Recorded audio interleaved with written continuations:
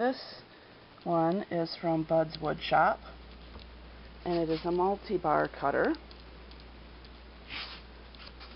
and it has several guitar tuners and several wires, and each of those little spots then makes a single bar.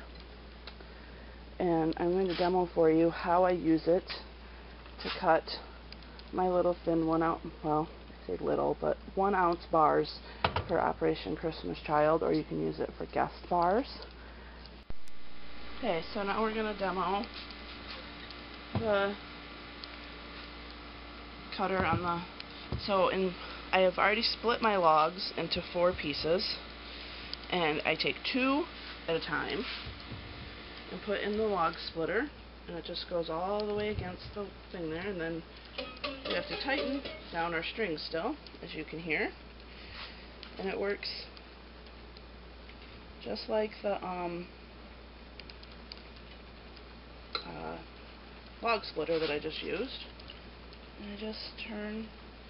I like to go back and forth. I feel like if I keep it so I'm not tightening it all the way down onto one side, I don't know, I'm just maybe a little OCD about that. I don't know the reasoning what I do it, but I do one side and then I go down to the other end and tighten them up. I don't know if a guitar tuner thing would fit in there like I thought about for the log splitter, but that would speed things up for this one. There's a couple still loose. You don't want them too tight, just making music. And you don't have to tune them all to the same key. And then once they're done, you just go down and you just push gently through. And here's where a nice little tool would come in handy. I end up using my handy dandy little putty knife that I also scrape my edges of the tops of the edges of the thing of the soap to get the sharp little bits off the top there. But this also comes in handy to then push on the string if it doesn't like to go. And if somebody wants to make me a little board type thing that it has a comfy handle that I can just push down on all the strings at once, that would be a handy tool to have. So then I have to remove all the bars. They're now cut into about 2-inch pieces. And I take all the bars off the cutter, stack them over here, and I have one piece off the end that it doesn't get cut because the bars are too long. And I cut them again, and that one went right through.